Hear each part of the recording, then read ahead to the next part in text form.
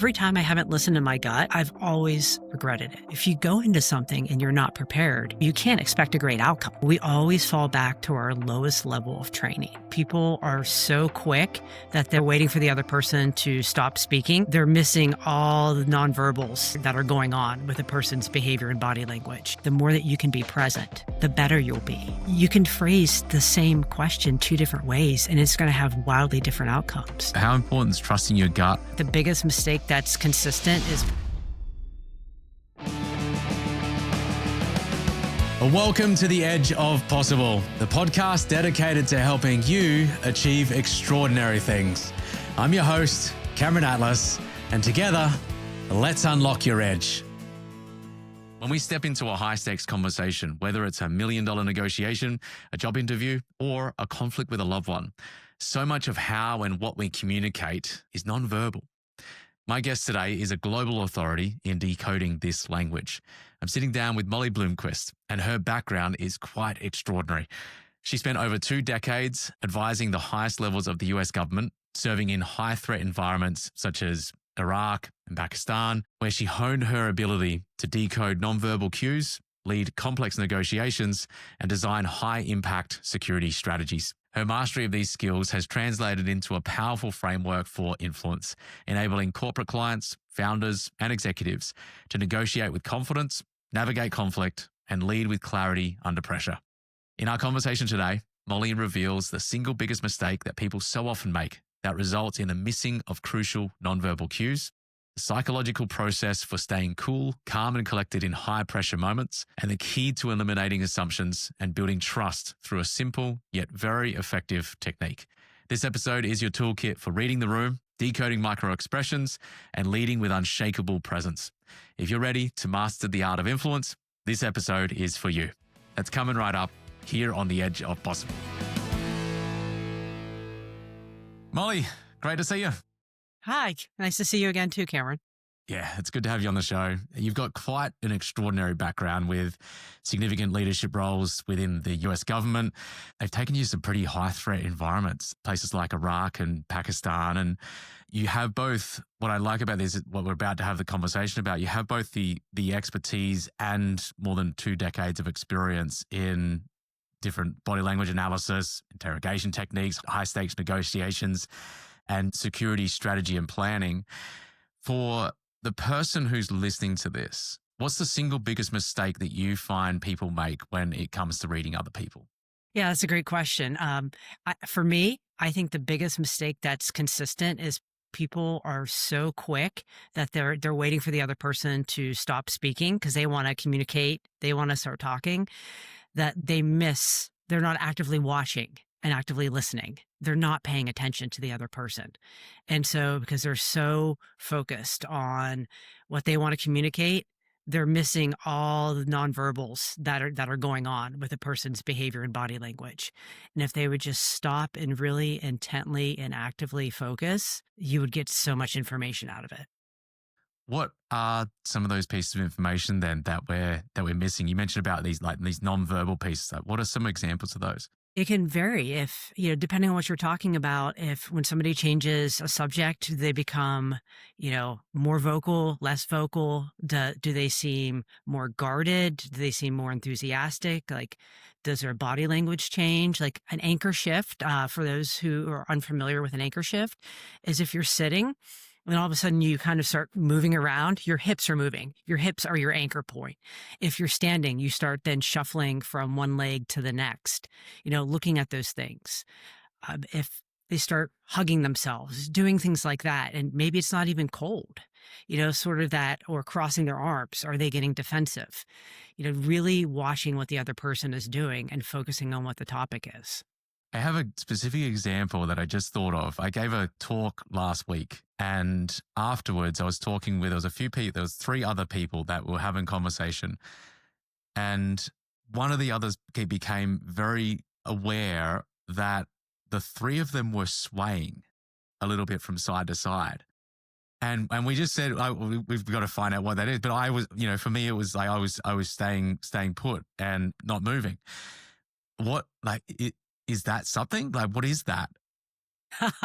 And so did one start and then the other started doing it, or did they I'm not. start I'm in not. We're not unison? 100% sure because like we laughed about it because we noticed that all three. One of the people said that they always do that, and but yeah, the one of the other people who actually noticed it in the first place.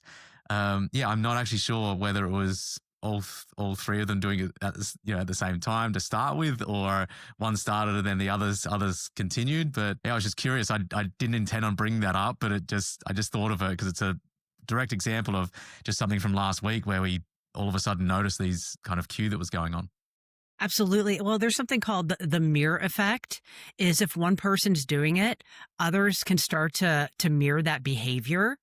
And so if somebody was swaying, the other two unintentionally could have noticed that and then started doing the exact same thing. So that's a great example of a mirror effect. Or you just have three rockers in the room who were kind of, lined up and doing the same thing. But usually people will start to mimic other people's body language and behavior. So what would have the first person that was rocking then? Is it just that something that they might do, or is there something behind that? And maybe they get bored in meetings, or maybe it's just something that it's just a subconscious thing. They're not even aware of it. People do things that they're not even aware of. Like, and I'll give you an example of sort of like a mirror. I was chatting with somebody. This was a couple weeks ago, and the conversation was prolonged. Well, my hips were getting a little tight. My back was tight, so I just started actually just stretching. It was just an informal discussion. Nothing structured. And the other person started stretching after I was No stretching. way. And I thought, that's interesting. So when I was having a conversation with a different person later, I did the same thing. So I was just testing. I'm like, I wonder if I, grab the back of my ankle and I start stretching and doing some stuff, will this person follow?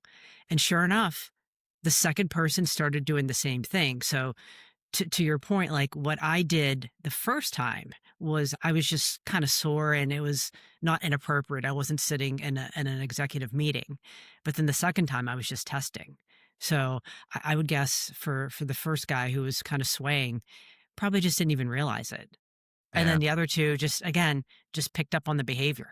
Let's talk then about these nonverbal cues that we're maybe unconscious about and how they can help to build trust or take away trust, how they can help to have you seem like an authority, how help you build influence. If we're more conscious about it, we can more deliberately maybe influence the conversation. So like, what are some of those things that we might be doing unconsciously that we don't even know that could be impacting our ability to influence a situation? I think that's a fantastic question. And especially in today's modern day society, not everybody is comfortable with eye contact, but if you can make eye contact, it signals interest and it signals presence. And so if somebody's not comfortable really looking in the eyes, that doesn't mean that they're maybe not an authority or they're going to lose something. It's just understanding that about the person, but there's still things you can do to show that you're engaged and to show that, you're not losing position. If somebody's speaking to you, face them. I have somebody that I sit on a board. I have an individual who he's one of the members of our board. And when he talks to people, he will talk and he's turning away. So he's speaking to the back of people's heads. He turns away or he's like this. He's not even looking at them. And so you can imagine how dismissive that seems. And the individual who does this, he's a very nice man. There's nothing mean about him. There's nothing cruel, but he has terrible body language. And what he signals is he's not interested. So when you're having a conversation with somebody, face them, look at them, lean forward. If your arms are crossed, you'll seem defensive. One of my favorite ones is when people lean back and they cross their hands behind their head. It signals that you're probably bored or you're trying to have a power move. And so just being aware of how you're comporting yourself is a huge deal because people pick up on that. Is there conditioning that happens as to what cues mean what things? So something can be something, but sometimes something is nothing. You typically want to look for clusters and you don't have to know somebody. You can, whenever you meet that person, it's their baseline. So if you're meeting somebody for the first time, if you're paying attention, when they sit down, are they fidgety, or do they sit still? When they speak, do they speak a lot with their hands? Do they have a lot of movements? Are they animated? Some people are, some people aren't. Then you're looking for differences. If somebody was a little more composed and then all of a sudden they become animated, what changed? What's the conversation? What's the topic? And so then if you want to see if it was a one-time thing, change the topic, go back, and do they go back to that baseline you observed where they're a little bit more composed? And then if you reintroduce something that could be a sensitive topic, do they become more animated? So those are the clues that you can use to see. And it gives you clues to what somebody cares about, what's upsetting to somebody, what's frustrating, even if they don't want to say it. It's like asking somebody, "Hey, how are you?" "I'm fine." And they're not. Like, the body always betrays you before you speak. So what are the benefits for the person listening? What are the benefits in someone's day-to-day life then of really taking the time to both notice and acknowledge how you're coming across, but then also being able to notice the other person? Like, what are some of the benefits that people experience if they're more conscious about how they go about this? It enriches and deepens the conversation. You're more actively listening. You're paying attention. And so if it's a conversation, whether it's personal or professional, if it matters to you, you're picking up on clues. You can ask deeper questions. You can know how to navigate a situation better. You can understand the other person. Again, whether it's personal or professional, it's going to help guide you, especially if you're working towards a common goal and outcome and you really care about something. Wouldn't you want to have every nugget of information at your disposal? That's what it's giving you. Yeah, that's really, really interesting. How did you get into this? Is it something you wanted to always do? How does someone get into this kind of work? It's not A to B to C path. It's not a linear path. So I grew up in southeastern Ohio, and if you're unfamiliar with that part of the States, it's extremely rural, very blue collar, lots of families, like third, fourth generation, born and raised, and they stay. Right. Which, it's great from a community standpoint.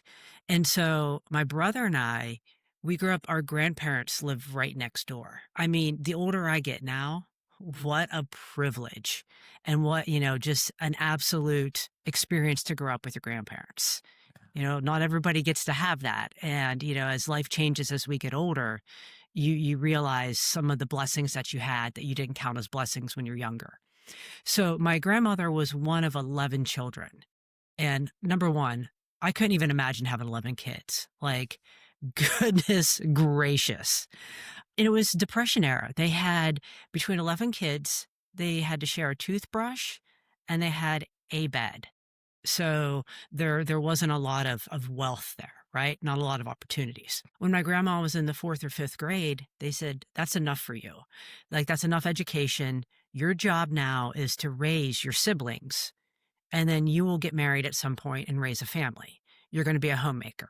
And I mean, again, that was a long time ago, but not not that long ago.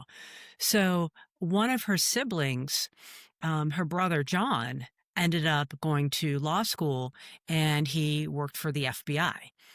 And he lived in Virginia. When he would come to visit his sister, my grandma, he would come and just tell us all these stories.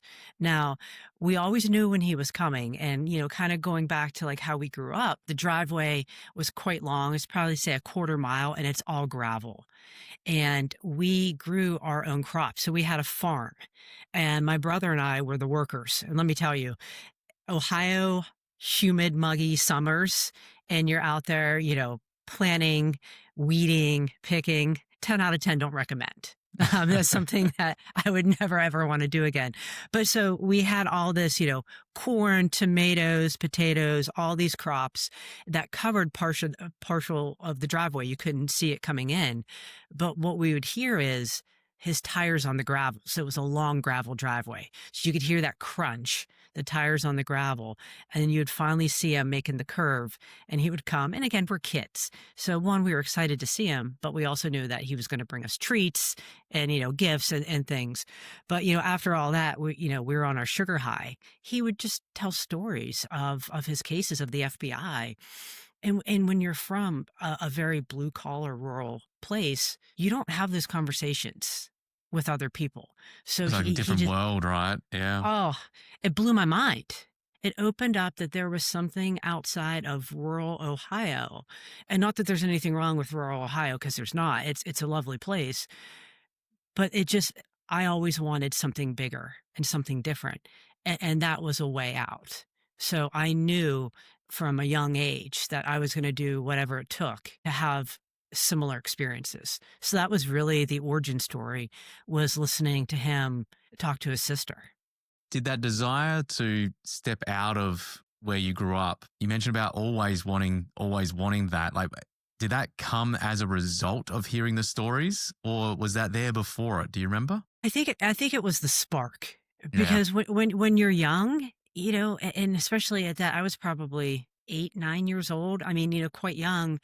My life revolved around the world that was created in that part of Ohio. I didn't know anything different. Like back in the olden days, we didn't have cell phones then. The internet wasn't there. Heaven forbid. All the modern day amenities that we have, that we can't live without. Somehow, in in the dark ages, we managed to live without it. So his stories were actually my first portal into a different world. We all experience this at different times, I feel, where there are certain moments or certain people, certain experiences that occur that open our eyes up to something that's not what we've experienced up until then. And if we're lucky enough to experience like what happened with you, that you're able to witness and see and experience something that could be different to how things have been, right? I do remember growing up, music for me, like there's these like 2 or 3 moments. I remember playing, I think just learned how to play a couple of the nursery rhymes on the piano up at my aunt and uncle's house. And I played them on the black keys. And there's a photo of me like turning around and just this massive smile on my face.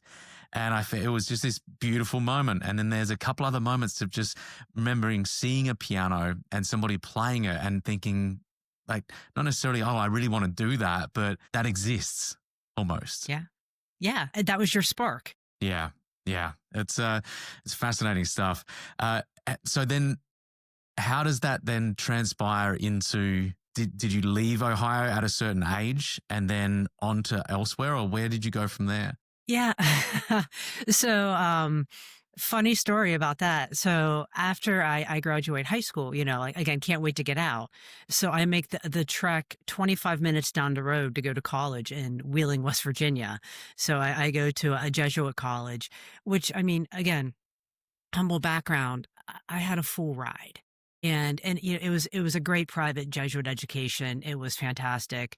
Met a lot of incredible people there. Had incredible professors, and but I'm still in rural Ohio. It's kind of still that rural part, Ohio, West Virginia, and but I graduated college with no debt. So when you come from a blue collar family, when you can graduate and have a degree and have zero debt, you're still a little bit ahead of the game, because I was just so scared of student loans and thinking, like, how am I going to pay for this?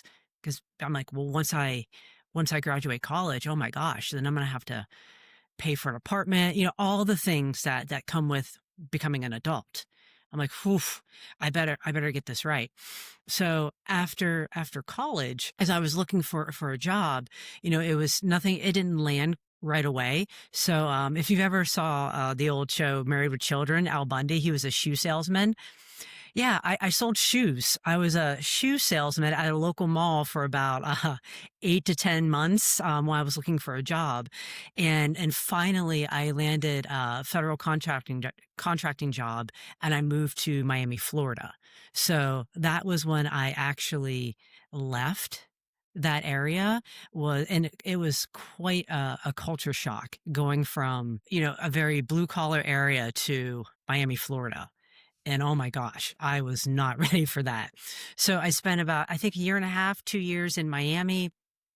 And then I moved to Denver, Colorado for about a decade. And I worked for various contractors. And while I was there, I was working on a couple government contracts. And I was approached to go work for the government as an employee. And I remember at first thinking, this is a prank. Like, this is, somebody's just setting me up. We have some jokesters at work, because a lot of those jobs and a lot of people who get in, they are, they recruit from Ivy League schools, or it's a legacy kid, meaning somebody's parents work there. And so they then got their family members in. And, I was none of that. And so when they said, "Hey, we think you'd be a great fit. Do you want to come and work for us?" So then I applied and I went through the process. But I already had a background investigation at that point, because I had been contracting to the government for quite some time. I knew what to expect because I had been through it. It Yeah. was just making sure that I was a right fit from a psychological profile, from what they wanted. And then I hired on and I went to government only training. It's nothing that somebody can get in the outside world, for 3 months to a school where they teach you about verbal and nonverbal behavior. And you come out with the equivalent of a master's in psychology and physiology, because you have to know that your line of questioning and sort of where you're taking it, the stress that it can induce upon a person, and how to, make sure that you're aware of those signs. What did they see in you? Because if you weren't a child from a family and you hadn't gone to one of those prestigious schools, if you will, what did they Yeah. see in you? Do you have any idea? So they'll never release to each person like what their profile says, because I can only imagine. And there's things I won't say on the podcast. But I think it's resilience. One of the things when I look back growing up, like, I'm incredibly proud of and grateful, is I have such a strong work ethic. And if I can make it, I think anybody can. You just have to keep persevering, and you have to have grit, and you have to keep showing up. And because I didn't have a silver spoon and, growing up, and things handed to me and doors open, like, I had to do that. I think when people see that you have that grit and you have that fight in you, that can be incredibly powerful. Yeah. Do you feel like that came from growing up where you did? Like partially? Oh, absolutely. There's not a lot of opportunities in that area, even today. I mean, it's better than what it was, especially now with social media, with technology, with the advancements. But when I look at friends now, and I'm happy for them, but they had somebody helping them get into an Ivy League school, or helping coach, how they should do certain volunteer work, or things that they should put to build their resume to get into a good school. Because then that school then recruits. So then you're going to go to this nice consulting company, or you're going to start this career. Like, you sort of have somebody guiding you. Like, that's incredibly powerful. And I see it, now, but when you're in your teenage years or your early 20s and you've never had something like that, you can't imagine that exists. So you have to create your opportunities, and you become a little bit of a fighter, because if Mm. you don't advocate for yourself, nobody else is going to. How has that shown up then in over the past 20 years or so with the different roles, responsibilities? There's been some pretty incredible things that you've been able to accomplish. How has that shown up over the last 20 years? Yeah, I think everything has a shelf life, and you'll see where I'll go with this. I think it served me very, very well growing up, because it allowed me to be where I am today. And I'm very proud of that. But once I understood and started developing connections and networks, and understanding that life doesn't always have to be a struggle or be a fight, that some of those same behaviors that got me to where I was were no longer serving me. But that's what I had in my toolkit. So I kept going back to it. And so, because it worked. It worked until it didn't, if that makes sense. And so I needed to develop new skill sets and new strategies and understand I'm not 17, 18 years old from Southeast Ohio fighting for everything anymore. Like I built a reputation. I built a career. I built certain things that I no longer had to, you still have to try. It changes. But now I have other avenues and other opportunities, and it doesn't have to always be a fight. And that took a while to figure that out. Did that span over a period of time? Was there a certain moment or moments that really shifted? Because it sounds like there's a value shift there and a belief shifts going on, which are usually these big moments that occur, but they can happen over time as well with multiple smaller moments that occur over a longer period of time. Yeah, so I'm in my late 40s. I know I don't look a day over my late 30s. I know you're going to say that, so thank you in advance. So, I'm in my late 40s, and how I look at things now versus how I looked at things in my early 40s and, in my 30s and my 20s, it's different. And I'm so glad it's different. If I still behaved now as I did in my 30s or my 20s, well, one, I don't even know if I'd be alive. So like, that's a whole different topic. But, I'm grateful for the wisdom. I'm also really incredibly grateful for some of the failures because there's a lot of success and failure that people underutilize. So, as I was working for the government, it was, I believe, 2016, I started my first business, and I started it in London because I was living in the UK. And I thought, well, if I leave the government, I want to kind of bet on myself. And I don't have a business background, and my family does not have a business background. And I thought, well, let me do this. And so I started my own business in London, and I self-funded it. It was $48,000 of my own money. And again, when you come from not a lot of, financial wealth, that felt like 4.8 million to me. Yeah. And, What kind of business yeah, was it? dog training of all things. Oh, no way. Yeah. Yeah, yeah. Don't ask me how I kept my pet. My personal pet versus how we train are two different things. But anyway, I thought, I'm going to do this. And I was really, really scared to do it because I thought, well, what are people going to say about me? What if I fail? All the fears, everything's fear based. And then one night I asked myself the question, would I regret it more trying and failing or never doing it and always wondering? And the second I asked myself that, I'm like, let me just do it.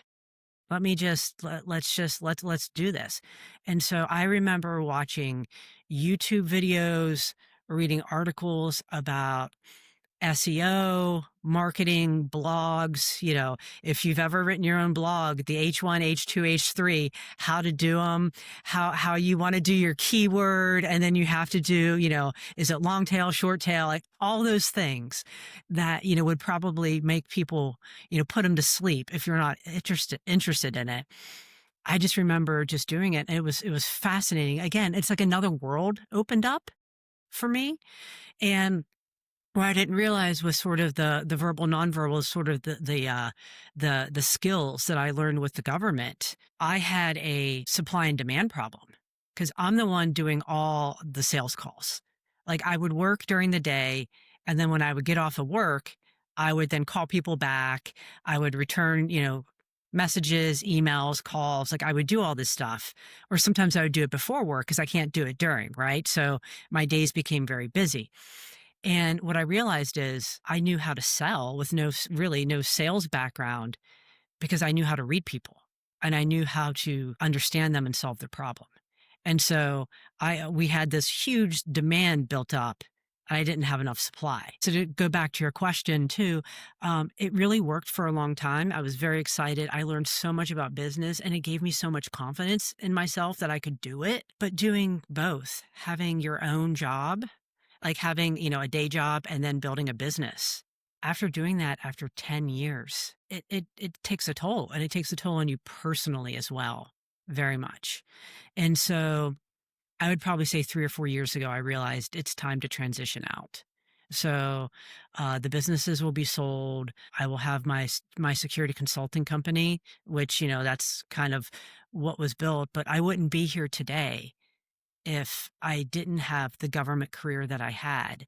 And I'm deeply grateful. I mean, from being from Southeastern Ohio to being all over the world for the government, having experiences and having those opportunities, and then starting a business outside of it, learning, failing a lot, but learning. That's how I can have my own company. I'm combining my two passions. Bound to have been moments where you felt completely out of place. Like you mentioned about Miami just alone, of moving from Ohio down to Miami and then it being like a culture shock, right? I can only imagine how different it was with starting the business, but then these stints that you had and times that you had in places like Iraq and Pakistan and other areas. Did you ever feel out of place? Like I can imagine that would be the case, but did you? You always do, right? I mean, in Ohio, there's a large Amish contingency, right? And if you know anything about Amish, that they have like almost like a gap year that people have in school, where you take a year off, you go travel. And so for the Amish, they have this year where they reach a certain age and they can leave and they can go out and experience what life is like outside of their culture, their family, their home, and their environment. And I felt like when I left the Ohio, West Virginia area and I went to Miami, Florida, that was my Amish year. I mean, I would walk to my friends' homes, ride my bicycle, like we would just out and about. It was such a different world. And here I am in Miami. Everything is fast, busy. People aren't as nice. People are, you know, they really will take advantage of you, and they'll take advantage of kindness. And I hadn't experienced that because my life was very sheltered growing up. I mean, we didn't really take a lot of vacations and, travel a lot of places that would have given me different experiences to build on. It was very much around that southeastern Ohio, West Virginia area.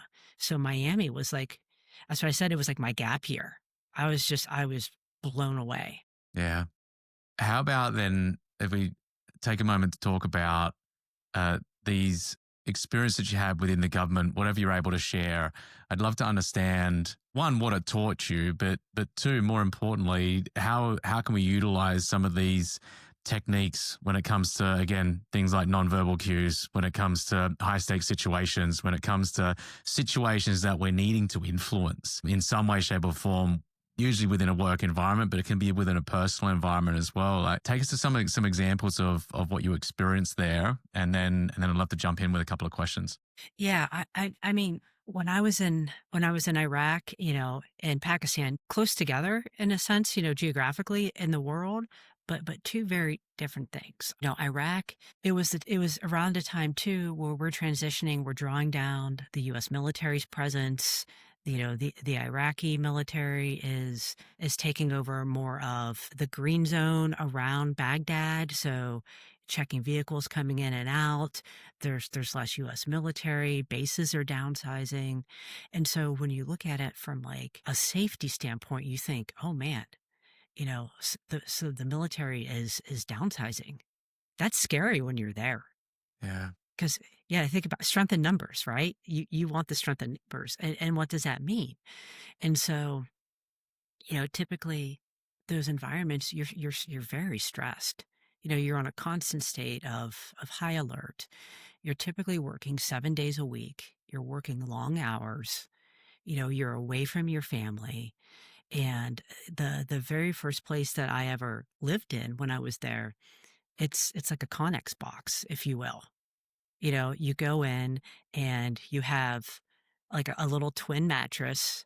You have enough stuff that, you can put your clothes and the shower. Now, look, I'm 5'6", medium sized build. I'm not, a Hulk. In that shower, trying to take a shower, like I barely fit. And I'm thinking, oh my gosh, you have these guys that are like, over 6 foot that are just these beasts, right? Because you have all these different protection details and all these military type guys there. Like, how the heck are they even fitting in the shower? So, just when you think about those things, like nothing's comfortable. And if a sandstorm comes, and heaven forbid, if you don't have all your vents shut or your windows, good luck. Your entire, you know, the 6 by 8 that you live in is just covered in sand. Like you can't distinguish the inside and the outside. And so it's stressful, right? So to answer your question, how does that sort of parlay, like things that I teach people? It's, you got to stay calm. You can't lose sight of like what your end goal was. And for me being out there, of course, end goals are protecting, US government mission, protecting people, making sure everybody returns home safely. Like you don't want, that's a bad day when you don't accomplish that. And so when you look at it, when you're chatting with CEOs or you're chatting with executives or companies, what is your worst case scenario? Work backwards, or what are you trying to achieve? The more that you can maintain calm, the more that you can prepare, the more that you can be present, the better you'll be. We always fall back to our lowest level of training. So if you go into something and you're not prepared, well, you can't expect a great outcome. But if you go in prepared and you know that you've trained, things are going to happen. Things are going to go awry. But you have plans to fall back on. What are some ways then in those moments, in high pressure, high stakes environments, because it's easy to stay calm when it's calm, right? So like Yeah. when there's a situation that's it's easy to do.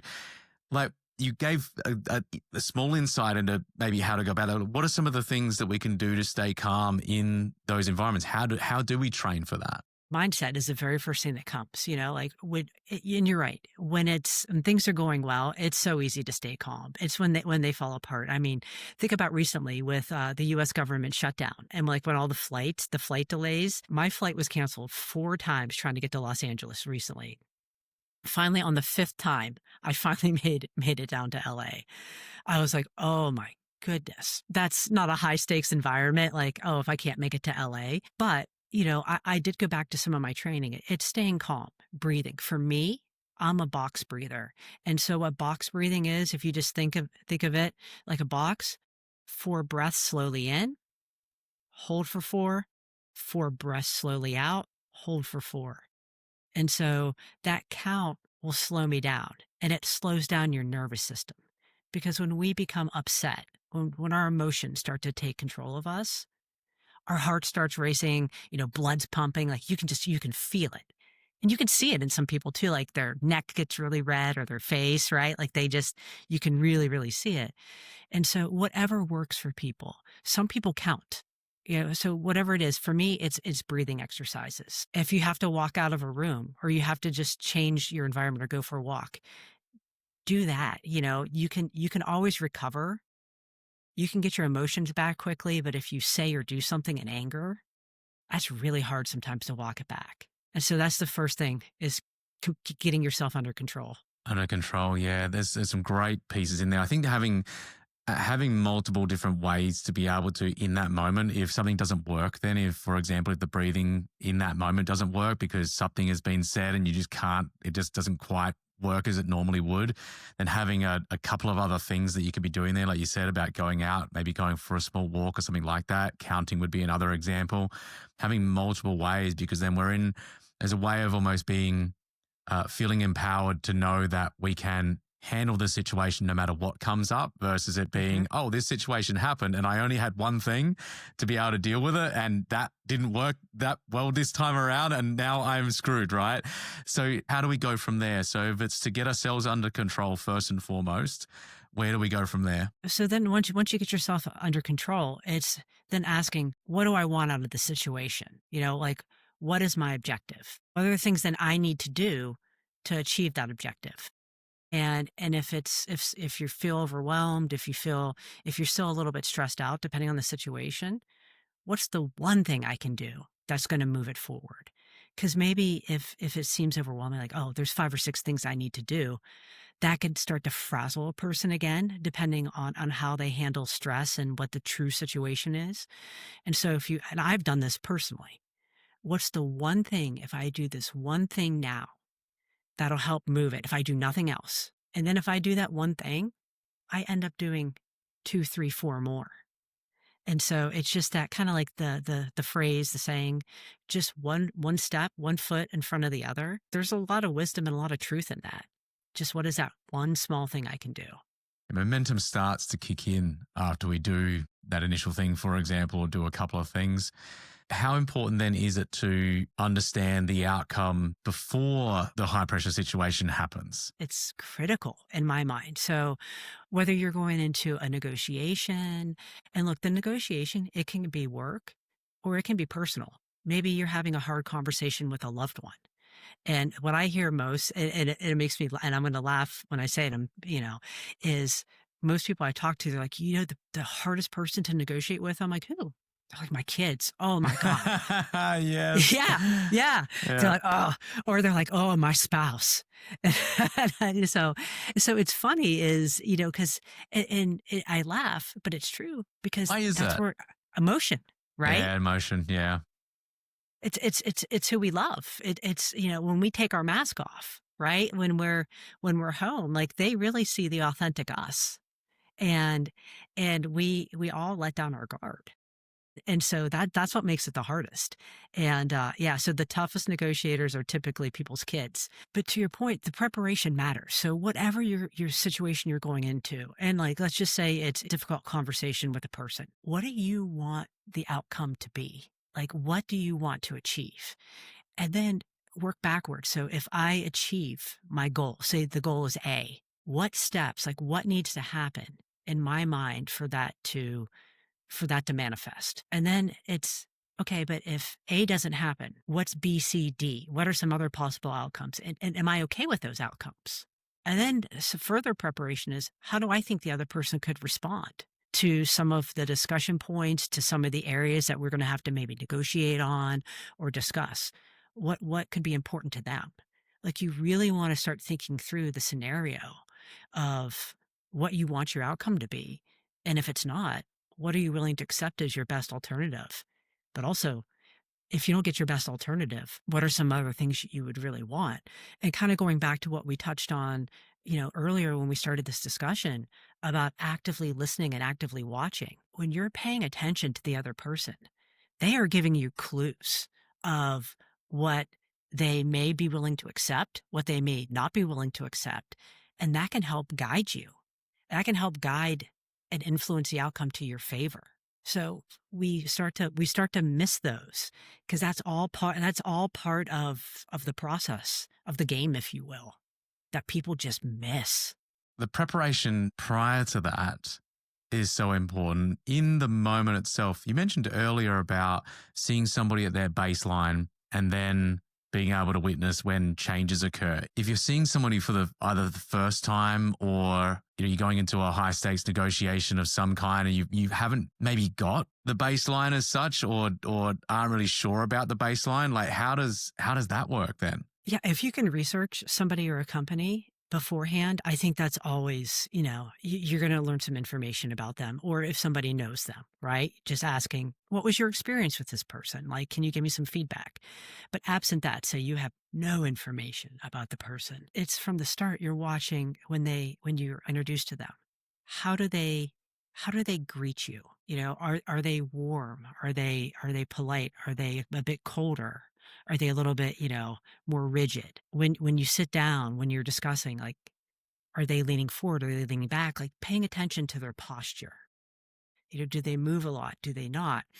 And when that starts changing, because it will, if you get on a sensitive topic, what's the topic? And I like to, if once I start to notice that, I like to change the topic to see if it goes back to what I observed as a baseline, if they go back to what they were before they started moving around or that change of nonverbal behavior. And then I'll reintroduce that topic a bit later. I'll say, hey, can you remind me? Can you refresh me on this? I always put it on me. Or I wanted to go back to this and recap the situation. And I'll give a brief recap. And I'm like, can you just, in your own words, explain it to me to make sure that I have your understanding correct? And then I sit and listen and watch and see if it starts to go back. I look for those changes. Is that enabling them to feel more comfortable in that they're not being maybe pushed into a corner, for example? What is the reason for doing that? Yeah. So I think nobody likes to feel like they're pushed in a corner, right? And whether it's personal or professional, when you're having a discussion with somebody and you're doing it, with clean influence, you're not trying to manipulate, because there is a component of all this stuff that you can use, like for the dark arts, right? You can use this stuff to manipulate people, to do all that, and people do. But what's your outcome? Do you really want to have, do you want to do business with this person again? Do you, the reputational damage that can result for a person who does it for manipulative or underhanded ways, I think is significant. So everything that we discussed, too, just to kind of put a little statement around it, it's the outcome is you want to continue a relationship, whether it's a personal or professional, and you're doing it, cleanly. So people don't like to be boxed in the corner. But if why I go off and I'll come back to it is maybe they were getting a little bit sensitive about it, and I want to take the temperature down or change the pace. And then going back, it's allowing me to understand, is there something where it's a sensitivity or a point of frustration? And then I can ask maybe some more follow-up questions like, hey, I noticed, again, I'm putting it on myself because I don't want somebody to feel that I'm accusing them or pressuring them. I don't like to feel that if somebody does it to me. I noticed this seems like really important to you. There's something else around it? I want to make sure that we kind of cover all angles. And then I see what they say. You want people to feel comfortable. Yeah, the word specifically there is it sounded important. It sounds important to you. Just share a little more about the wording there, because I think the wording is going to be really important here. At least that's my perception of it. It could be a word difference that completely changes the way that they respond. Absolutely. So I know we chat about nonverbal behavior. In my opinion, verbal and nonverbal, that's where the magic happens. Yeah. Most people they're like, I want to be a nonverbal expert. Sure, I can help you. I can help you do that. But you have to combine. Language is so important. Words matter. And words also matter culturally. I know we haven't touched on that as well, but people from different cultural backgrounds, different words mean different things. And also body language and posture means different things. If you have a culture that's more traditional, hugging and proximity are going to be, some people want more of a distance. If you're in more of a culture where it's hugging, kissing, all that, that's understanding those nuances really matters. But back to your point about words, yeah, how you phrase something is really important. And that's why maintaining that cool, calm, collected behavior. What do you want to achieve? What's your outcome? What are you working towards? If you let your emotions get the best of you, you can phrase the same question two different ways, and it's going to have wildly different outcomes. For example, hey, I noticed that this topic seems really important to you. And if it's important to you, it's important to me too. What else should we explore here and just flesh out so we really make sure we've covered it? Versus, oh, you seem like you're sensitive about this. What's up? You're going to get two different responses. You're asking the same thing, but in very different ways. And so, it should always be you and that person against the problem. The person isn't the problem. It's you and the person solving the problem. You're a team. And when you can have that mindset and you can get the other person in that mindset, you really actually start to have much more enriching conversations. And you look at the lens, even if you're on opposite sides of the table, even if you're in a business negotiation. The problem is, I want to sell the company. The problem is, I want to, complete this deal with you, this licensing agreement. Okay. Well, we both are aligned for the same thing. We want to reach an agreement. How do we get there? What is making us, what are some of the sensitive points? Having the other side actually feel comfortable enough to be candid and to be truthful, that's where the skill comes in. And that's where you glean the information that's going to guide those discussions and drive your outcome. Those two different examples, the first one, it was I. The second one, it was you. So it wasn't only the you seem upset or you seem this or you seem that. It was the you part. And so it's almost like a pointing at versus it coming back to I? Like, what's the significance of that, you versus I? Well, I notice puts it on me, right? It puts it on the person. I notice this, can we have a discussion? Did I get this right in a sense? Right. And so you're asking a question. You're showing curiosity. You're coming from a place of curiosity. When you put it on them, you seem defensive. Yeah. It's you're making a statement and you're imposing what you feel. Like you seem angry. You seem this. Well, I'm It feels not. like it, and almost the energy is like I'm pushing the energy at this person versus I'm pulling back and allowing them to come into the conversation as well. Yeah, curiosity versus accusatorial. Two wildly different feelings. If a conversation isn't going where you want the outcome to go, what do you do then? Meaning it's gone wildly off the rails. Yeah, if it's still not going to where you want it to, like Hmm. you're putting these pieces in place, you're aiming it to go a certain way, you're even sharing like I noticed this, but then the outcome's still not going where you want it to. What do you do Yeah. then? I think you have a couple of options. I like no focus questions. You can use something like that. So what that would be is if you think it's not going well, I'm still committed to us like reaching an agreement on this. Do you want to walk away? Do you want an out? Most people don't want to seem like they're quitters, right? Like we don't want to quit something. And so when you say that and they're like, no, I'm still committed. Okay. And then say, okay, well, I feel that we've kind of strayed. How do you feel? What are your thoughts around this? How would can you share with me what you're thinking? And then that's where you stop talking and you actively listen and you watch because you want to know, do they also think it's gone off the rails? And, it's not going the way that they want it to as well. Well, you want to understand why. We all like to be heard. And so when somebody is actually asking you that if you want to continue and why they think maybe it's gone a little south, that's really powerful. And you might find out they think it's going south for the same reasons as you, or it might be something wildly different. And then you can have that communication. You can continue the discussion. That's a great way to get it back on. Or maybe it just hasn't gone the way and it's not going to. For some reason, maybe the other person no longer wants to continue with the discussion or the conversation.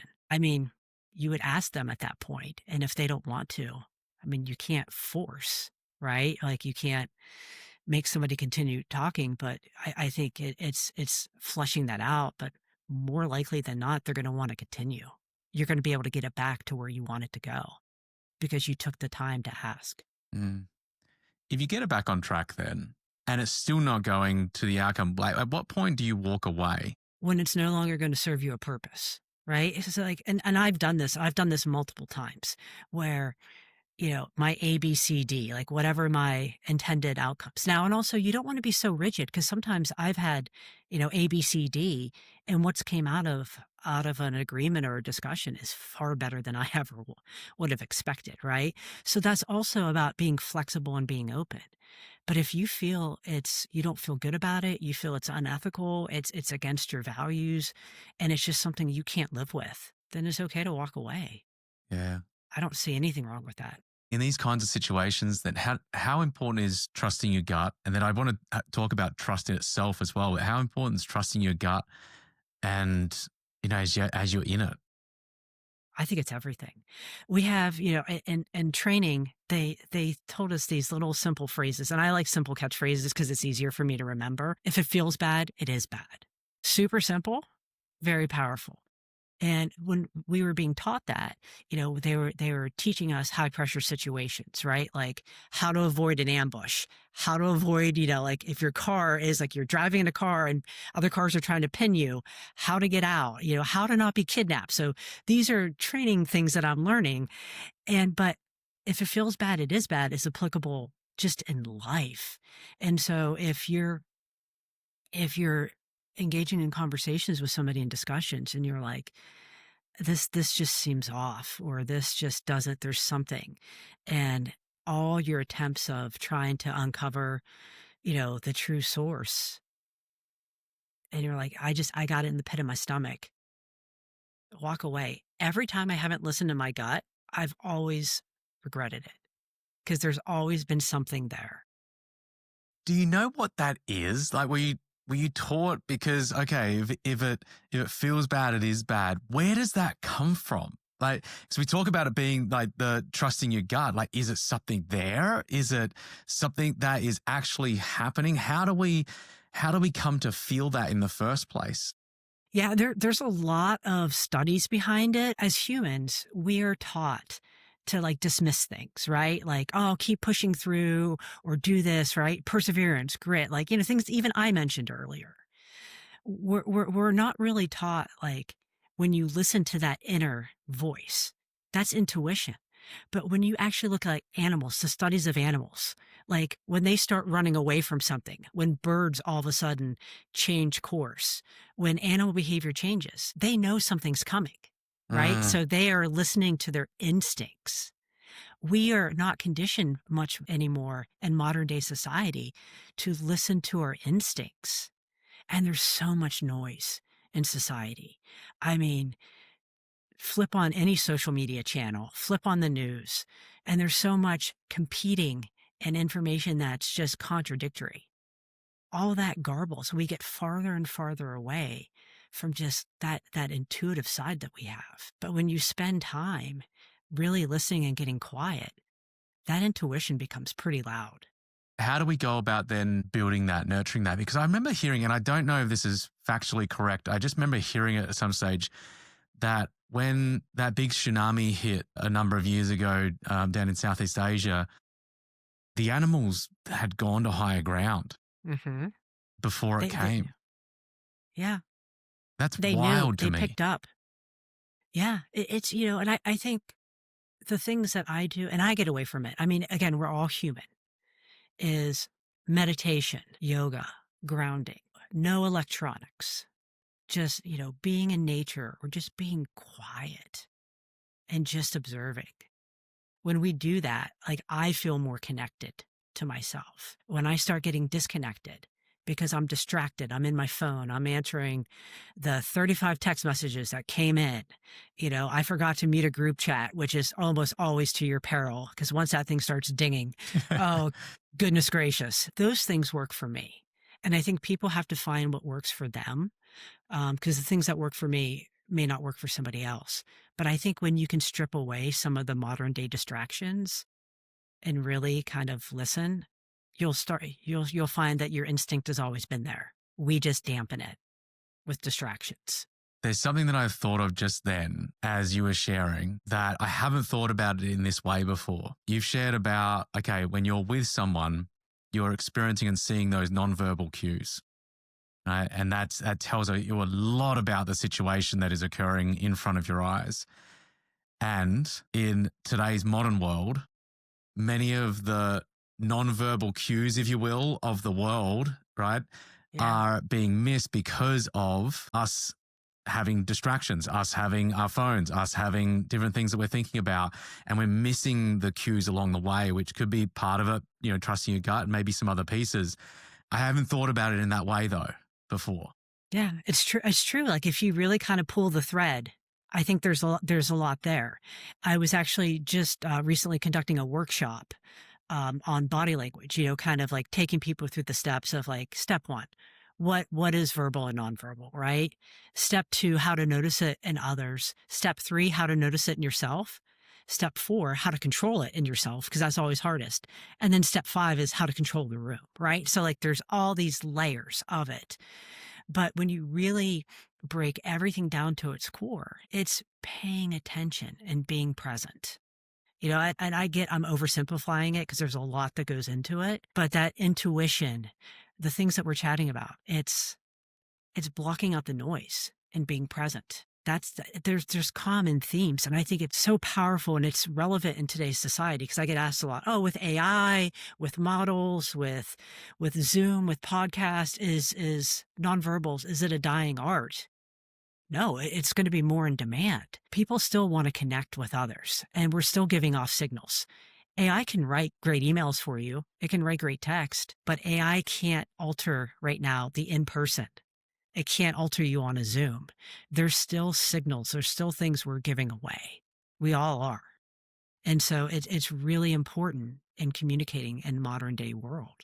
with this modern world and the advance of things like AI and other platforms, other technology, if we're not interacting with one another in a setting where we actually see one another, then when we actually do see one another, are skills, are we losing those skills? I don't ever see it as being a dying art, but are we losing that art form? I think we are. I mean, the pandemic kind of proved that, right? When, everybody had to be isolated, you had to wear a mask and you had to be 6 feet from each other, all those things. People really lost the ability to interact. And that was kind of happening before with social media, because again, as I like to say, in the olden times when I was growing up, we were outside playing, playing with other kids, it is in person and you are out doing things. Kids today, they play on their phones. Like they play games with other kids on their phones and they're sitting on their pads, they're sitting on their Nintendos, they're doing all this stuff. It's not that in person. And so when people actually have to interact in real life with somebody else, I think those social skills have atrophied or some of it hasn't been learned. It's there. It's just people haven't like when you travel, right? Because I know you've been traveling a lot. You've had some speaking engagements and it's really exciting, by the way, to see your career take off. Really proud of you. And I think you haven't even scratched the surface. I think The Edge of Possible, your podcast name, is incredible because what you're going to do is going to be really, really well done. But think about all your travels where you're at an airport or you're sitting in a public place and somebody, instead of having their earbuds in, has their phone out and they are and it's on the loudest setting for everyone to hear. It's rude, right? And so those social skills really matter. Or then if somebody comes up to you, oh, would you like this seat? Or, may I help you with this? And they're polite and they have, sort of those social skills or those manners. Like the difference in people today, I think is wider. I think it's interesting. It is getting wider, and I think it's going to become people's like a secret weapon, if you will, or for 100%. how we are interacting with one another, because interactions with one another isn't ever going to go away completely. I have a couple of thoughts, just memories from the pandemic. I was single at the time during that entire period, and I was in places where I didn't know anybody because I had moved to a different location. And it was wild because a period of time in and my body felt starved of physical touch. Yeah. It was a crazy experience. It felt like my skin was crawling, and it wasn't in a sexual way whatsoever. It was purely in I am starved of human connection. I'm starved of physical touch. And it was just this beautiful experience for me of this is built into our DNA. We are born to connect with one another. We are social creatures. It's what's allowed us to survive for so many thousands of years. And if we lose sight of that, we lose sight of what it means largely to be human. And so I think that's why the work that you're doing is so incredibly important, is being able to develop these skill sets. And the other one that I thought of is years and years ago, I wrote a song about bullying and suicide. And it was after a terrible situation that happened with a young boy taking his own life across the road from where I was living at the time. And it reached a lot of people around the world when it was released, and kids put it into their school projects, dance projects, music projects, all these different things. It was beautiful to see and witness the impact that was made. But every now and then, because there's a couple of million views just on YouTube alone of this, every now and then there was a troll that would come in and would say something horrific in the comments. And I researched it and learned that, well, one of the reasons why we are respectful in our tone and why talking to somebody, you would never dream of saying something that was posted in the comments, right? But the reason why it was posted in the comments versus the way that you would interact with an actual human being is because you didn't see their reaction. You didn't witness the hurt. You didn't witness the pain, the anguish that you caused somebody to feel as a result of your actions. And again, it's an example of not being able to witness the nonverbal nature of communication that I guess I'm concerned about it in terms of the modern world and where it is that we're heading, and how do we go about then ensuring that we don't lose sight of that? Is it a matter of training, like the training that you're doing with people now to help with that? Is it something else? Like, how do we go about moving through this world and somehow make sense of it? One, I'm really sorry that happened, and that's terrible for anybody to go through. And keyboard warriors, really, and the online trolls, like they're just unhappy people. And Yeah. and I hope that, for all the trolls and keyboard warriors out there, that whatever is broken in them gets fixed, because it's largely unproductive. So, it's sort of my PSA on that. I'll get off that rant now, but it is incredibly important. And, you touched on something that I wholeheartedly agree. People sometimes forget that there's a human even across from them, that when you can really have empathy and you can understand, you may not have a similar situation to them, but when you can put yourself somewhat in their shoes to say, well, they might be hurting or they may have this, again, that's another tool. It's a skill set that is complementary. That's part of it, because people do want to be understood and they want to be heard, and that helps you get to reaching a really good end game with them, whatever that outcome is. Yeah, and that's part of what we do teach is it's empathy, but it shouldn't be contrived. Like it should be authentic, because you can tell when somebody's authentic. Most people can, right? Again, kind of trusting your gut, and when they're disingenuine. There's some good fakers out there, but over time you find out. But it is a huge piece of it. So how important is trust then? Because yeah, as we're building these relationships, as we're having these conversations, we go into this, where does trust come in? How important is it? And how do we go about nurturing it? Trust is everything. It's the foundation in any relationship. When you break trust, like you really cracked a foundation. Now, do I think people can get trust back? I think you can get some levels back. You might be, in some cases, maybe you can make a full recovery if, you put in the work and you really are candid moving forward. But when you start to crack the foundation of trust, when people no longer believe your word or believe your actions, there's always going to be doubts. And so, in anything that you do with that person, it's just harder to get to a more positive outcome. And so that's why, like, when we talk about, like, people can use the skills that I teach, and I do not teach them to be used for manipulation, to be used in, sort of like the dark arts kind of a way to say that, because all you're doing is you're wrecking relationships and you're hurting people. And so when trust goes, there's just not a lot of good. I mean, think about your life, like and we've all broken trust with somebody because we're human and it's part of a learning point. And we've all had trust broken on us. And think about, like, when you've broken trust or somebody has broken trust with you, when you either owned it and said, you know what? Yeah, I did that. And I'm sorry. And it's not going to happen again. And I recognize, like, probably what that did to you. And then you don't do it and it's genuine. You're able to rebuild and probably move things forward in a positive way. When you don't own it or somebody hasn't owned it, they just dismiss it, they deflect, they distract, they downplay it, right? Or they gaslight you about it. But if you pay attention to how you feel about them, there's probably a little bit more anxiety or angst. There's not going to be, like, a lot of good feelings. And that's going to drive everything.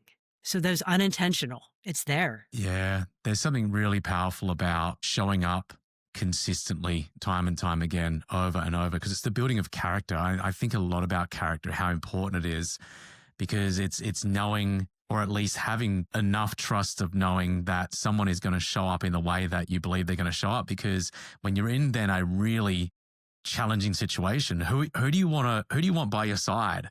Yeah. Is someone that that, one, they're going to get the outcome and they're going to be consistently, like, how they're going to show up. How do you, in these types of conversations that we've been having a conversation about here, how do you build trust in that conversation to ensure that, because you mentioned about being consistent in how we're showing up, how do you make sure that you're consistent within a conversation itself so that you're not sharing non-verbal cues, for example, that would demonstrate a potential inconsistency? Yeah, no, that's a really great question.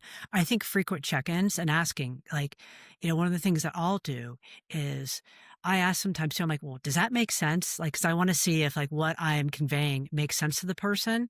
Now, that's not always the best way. Cause when I say that makes sense, they may say, yeah, that makes sense. But what does that actually mean to them? Because that's really what we're asking. Great. And so what I may say is, okay, how, from what I said, how did you interpret that? Like, would you, just to make sure that I'm conveying properly to you what I'm trying to get across, how did you receive it? Can you repeat back to me what you understood? Again, I put it back on me and I mean it because it's true, because I want to hear what they're saying to me.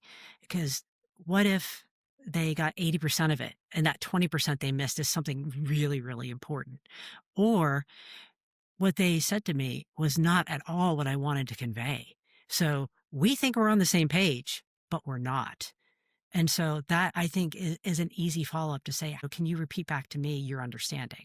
Just to make sure I have articulated it properly to you. That's Because helping to, it's yeah, genuine. yeah. It's helping to eliminate assumptions, right? It's Yeah. helping to eliminate assumptions, because assumptions are, regardless of where in your life, right, or business, they can be a very dangerous thing. Because Yeah. if you assume a certain thing, somebody else assumes a different thing. And whether it's in a negotiation, but also in, as you were sharing, I was thinking about, yeah, when it comes to delegating certain tasks and ensuring that the person has got what it is that they need. If you just say, does that make sense? Yeah, I've got it.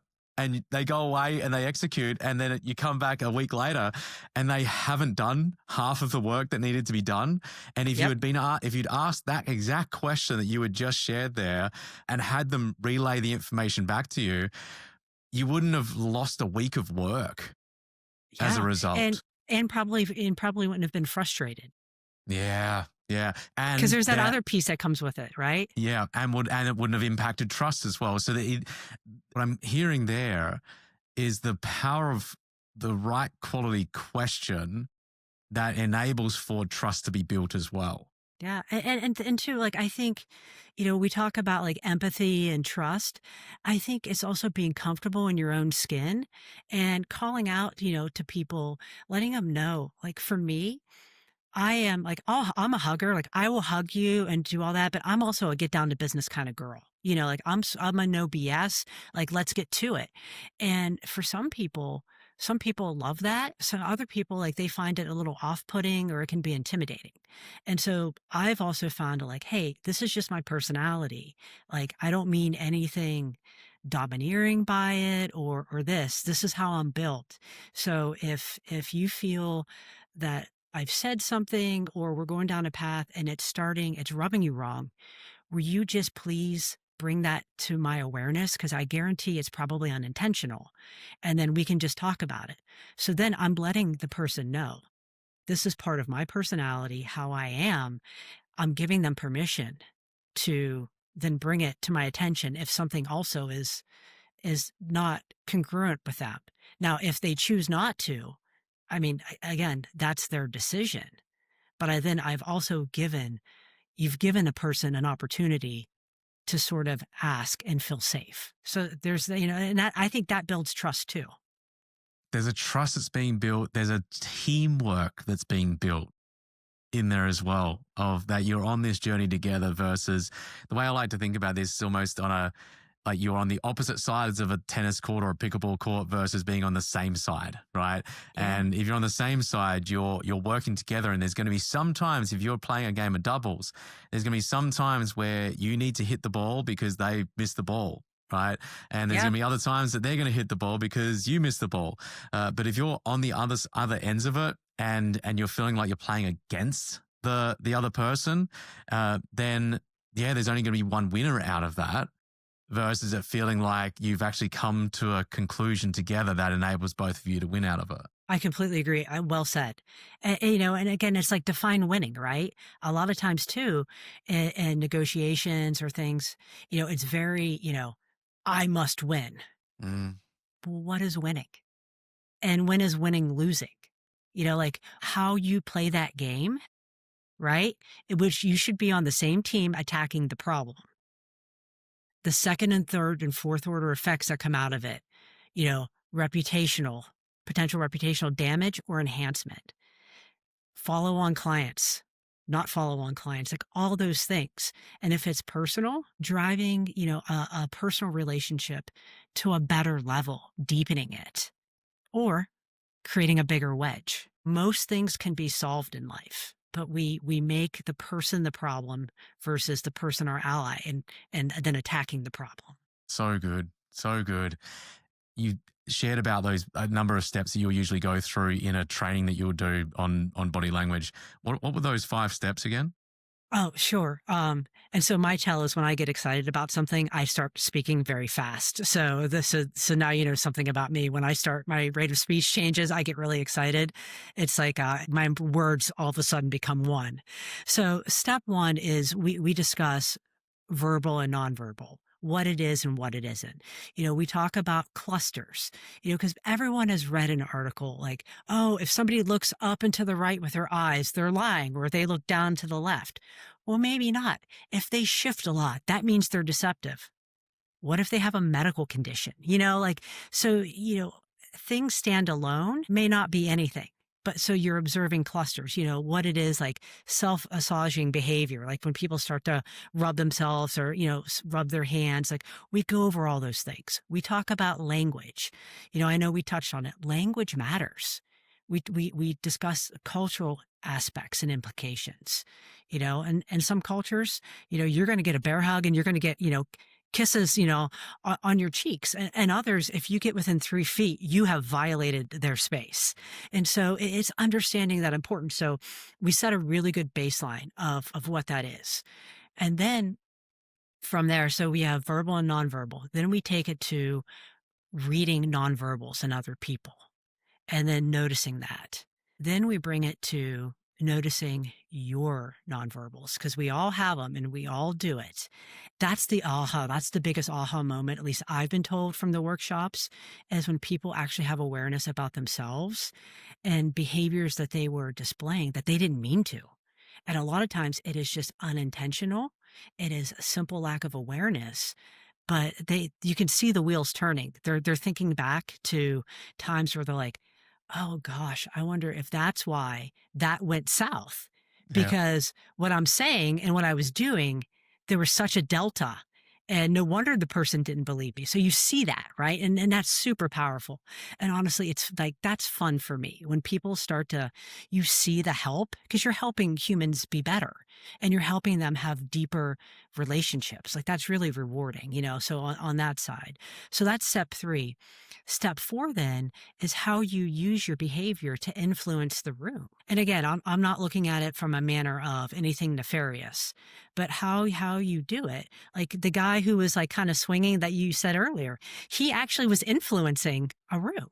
And so how I'll use it sometimes in meetings is if I think that people are, maybe losing interest or things, minus maybe they need to have a break, is I'll lean forward because I'm signaling interest, or I'll do certain things because I want that, sitting up straight, looking, smiling.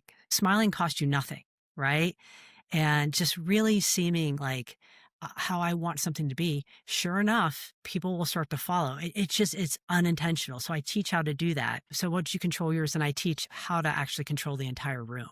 And that's powerful when you can sit in a room of 75 people and you know that you can control it without ever having to say it. Because if you say, oh, I'm in charge, if you actually have to say it, a lot's gone wrong. Right? Yeah, you're not controlling the room. Yeah, you're not controlling anything.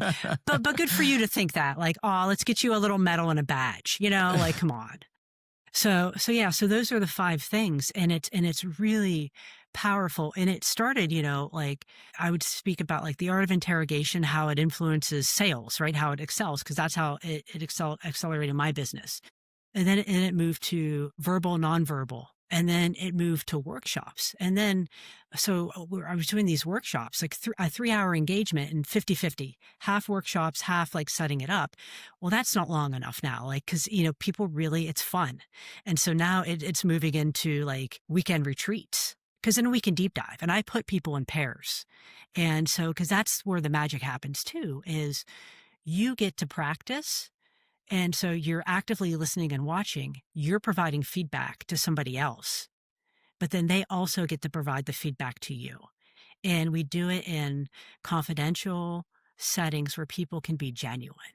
And it's always okay. The goal is you're not trying to get one over on somebody. Like there's no winning in that. Like again, Right. we're on the same team. This is a learning environment. Like, cause you want people to really walk away with that. It makes you better personally and professionally. Like you're never going to walk away and think, I didn't learn anything or I'm worse off. It just doesn't happen. An outstanding 5. We have a rapid fire segment I want to Okay. make sure we cover before we wrap up today. You ready to go? Yeah, let's do it. What's your number one value and why? Integrity. Once you lose your reputation, it's almost darn near impossible to get back. And so you must, and we touched on honesty earlier. Yeah. If you do things with integrity, you're not going to have a lot that you're going to regret. Yeah, love that. What about a core belief that has really shaped who you've become over the years? A phrase I heard, I do it anyways. When I'm tired, I do it anyways. When I'm sick, I do it anyways. Like, get it done.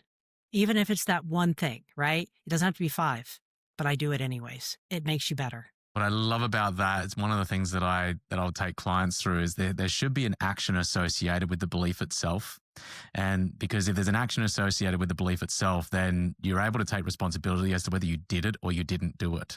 Right. Yeah. And there's something really great about that belief of, okay, something occurred, I did it anyway. Right. And if I did it anyways, either you did or you didn't, right? Mm-hmm. And so you either did live in alignment with that belief or you didn't live in alignment with that belief. And it gives you something to be able to shoot for. So I love that one. What about a habit, a ritual or routine that you can't live without? This could be a daily ritual that you have or habit you have, right out to something maybe you do once a year, for example. The first thing I was going to give you is I'm calendar driven in a sense, but we're going to go a little deeper. Every morning I wake up, the first thing I say, like, I don't look at my phone. No electronics. I tell myself today's going to be an extraordinary day.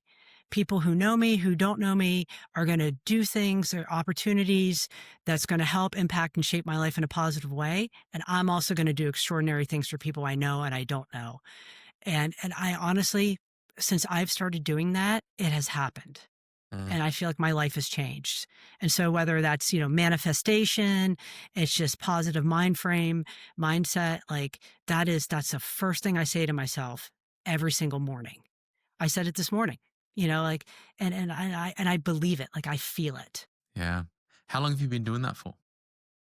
About 6 months. Okay. I started it before and then I got away from it. I can't tell you why I got away from it. It just kind of got away from me. And then I just started one morning. I woke up and I'm like, gosh, I haven't said this in a while. 2025 has been a bit of some challenging a year, personally and some things. But I think I got away from it because I just sort of, got distracted. And so coming back to it, I'm like, wow, like I just feel better saying that every single morning. And why wouldn't you want to start your day in a positive note and just saying extraordinary things are going to happen to me. And I'm also going to help create extraordinary things for somebody else. Like it just makes me feel good. It's an extraordinary way to start the day, that we have this opportunity to start the day and end the day, right? With something that gets us going and something that brings us down and brings us home, if you will. One of the things that, like, Brittany and I, my wife and I, we get up at different times, but once we're both up, what are you most excited about for today? And it just gets us into that mindset of, okay, what am I most excited about? And looking at what the things are that are going to be great for the day.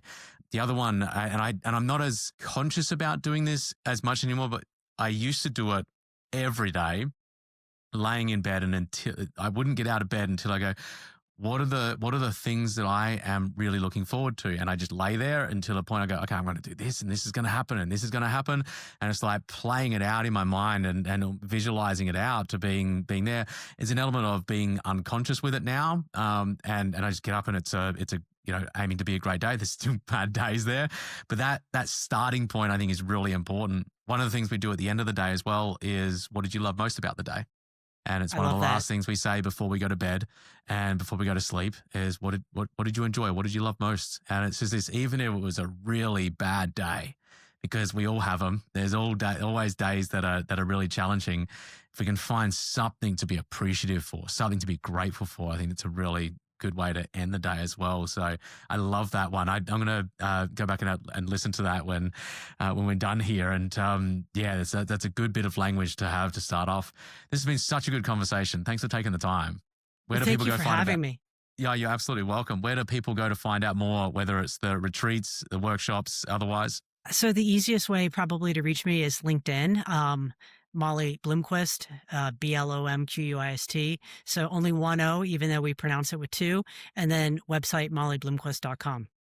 Fantastic. Well, it's been an absolute pleasure having you on the show. Thanks for coming on. Yeah, thank you. And to those of you who are listening right now, we'll have everything mentioned in the show notes at CameronAtlas.com/podcast. We've got some great new guests coming up, so make sure you hit that follow button, leave a comment, and until next time, go and write the next line in your story.